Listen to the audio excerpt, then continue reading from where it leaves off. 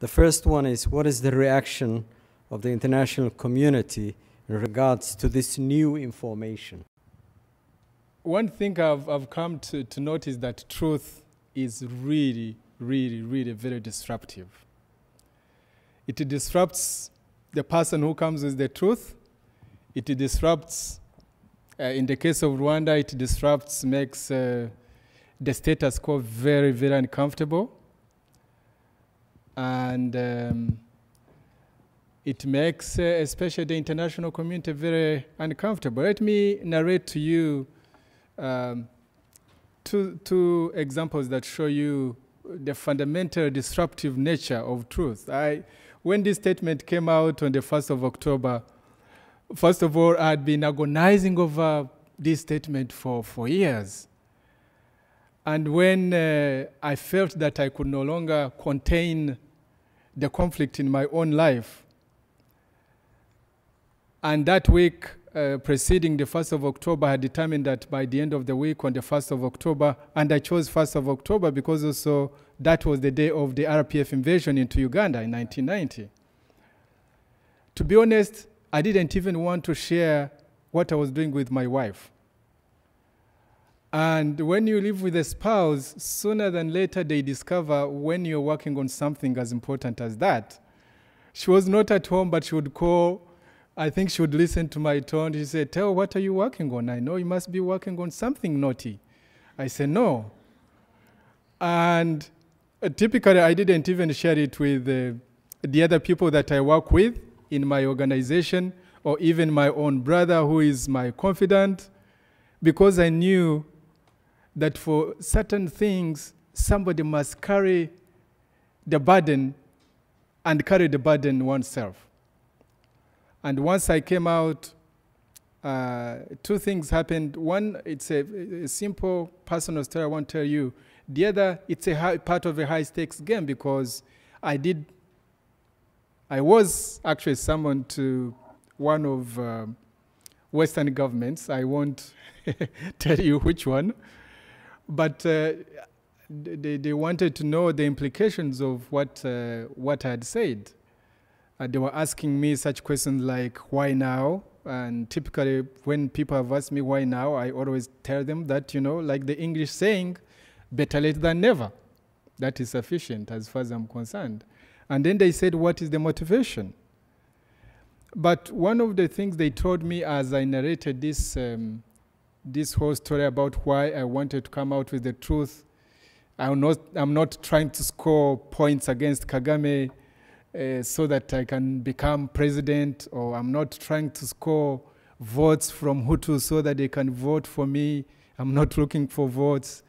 I simply said that I just wanted to do it because I believe it's a missed step, because without us getting it right, I'm sorry to say that the bigger steps of reconciliation, of stability, and political transformation can never go very far.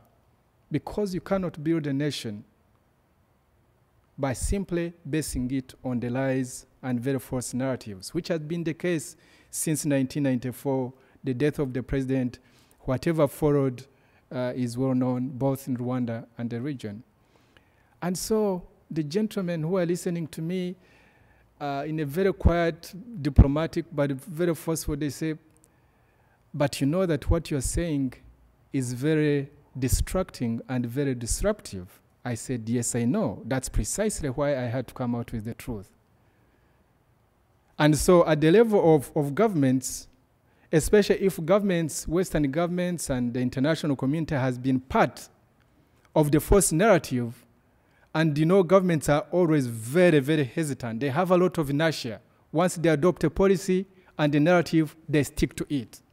And the technocrats and everyone, they have to be unified in giving that kind of narrative. So you can see, I can imagine that there are so many many in the international community who are not happy with this confession, but we've also made sure that we say it in very emphatic ways and very strongly, that we've begun a process which nobody is going to stop, that we shall push it to its logical conclusion. The logical conclusion is not to drive Kagame to the sea, and kill him. No. But we are saying that just as the International Criminal Tribunal and the whole international system ganged up to try Hutus who are responsible for genocide, I would imagine that the same international system and the same government that support it, though it's uncomfortable, they must also begin to think that there shall be a time when Kagame and the few people he used to commit this crime will be brought to justice.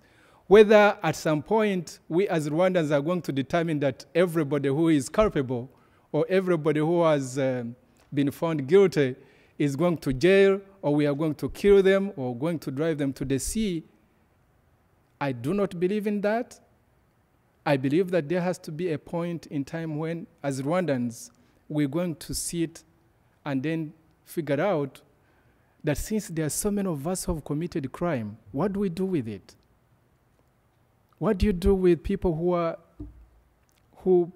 in Arusha, people who are in the communes on the hills in Rwanda, people like Kagame who at some point is going to be found guilty of these crimes, and others within our own organization who might have committed crimes in Rwanda and the Congo?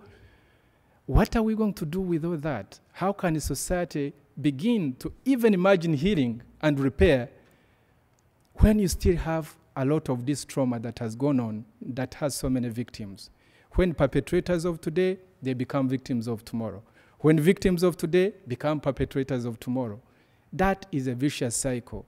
And we want to argue that we need to reimagine something new in which we can figure out how to stop the culture of impunity, but at the same time, bring out the accountability, but most importantly, figure out how to move forward. And truth-telling is so fundamental, so disruptive, and so I imagine there are some people in the international community who are not comfortable with it. Now, the personal story.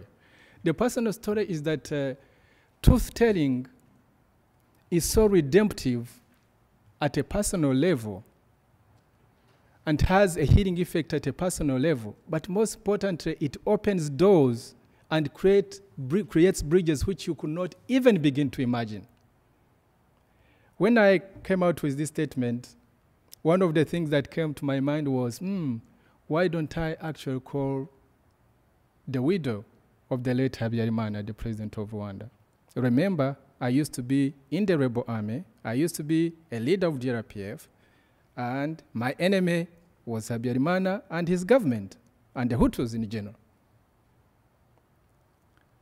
But once I came out with this, I said, but why don't I call actually the widow of this president and actually tell her and her children that I'm terribly sorry, even when I did not kill her husband, I did not conspire to kill her husband, but I know that I know somebody who did it, and once I knew the truth, it took me several years of going outside as a salesman, trying to convince the world that actually President Habyarimana and the other president of Burundi and the others had actually been killed by the Hutu extremists. So I picked a phone and called the widow. I talked to her son and to her daughter, and I finally talked to her. I don't know really how to describe, and of course Rwanda has made a lot of noise saying, Theogene is doing it because he's looking for money. People who look for money in these types of things cannot even imagine that they are decent and morally upright people who can do it to redeem themselves and to help other people to redeem themselves. So Kagame always thinks money, thinks power. So he cannot think out of that kind of box. But in talking to this lady, you may wish to know that not only did Kagame kill her husband, but Kagame and RPF have made it a mission to go to France and to go to the International Criminal Tribunal and to go into the general public and say that actually this lady was part of the conspiracy and therefore she is at the center of having killed her husband so that herself and her brothers and other people could capture state power in Rwanda. Now, imagine good people here. It's one thing to conspire to kill somebody, but why would a whole president who has absolute power in this nation of 11 million people, having killed the husband of this lady, why would he even go as far as telling France and telling other people that this lady is responsible to have killed her own husband? It's a double tragedy. And so when I talked to her, it was quite an emotional moment, and she told me that she's so happy that I've brought truth to the whole matter, and that she and her family had been waiting for this moment, and that they are praying for me, and so that it can happen to other people to come out. But you can imagine how this truth, how powerful it is in her own life and her family's life in trying to figure out a way forward. I said this personal story because to me that is more important than anything else, because if that story, and later on, of course, I called Mrs. Ntaryamira, who was the other president of Burundi who perished in the accident, and I've talked to the children of the late Habyarimana, and one of them asked me a question. He said, "By the way, what did you think about my father? What did you think about my father?" She was asking me what I thought about the late President Habyarimana. And that was a very, very serious question, because previously I looked at all the issues of Rwanda through the prism of a strategic thinker for RPF, and everything was political, and had grown up in a refugee camp. I was coming back home, and so I had been raised in the political culture of thinking that of the zero-sum game. And so I hadn't been asked, "Oh, what do you think about my father? What did you think about my father?"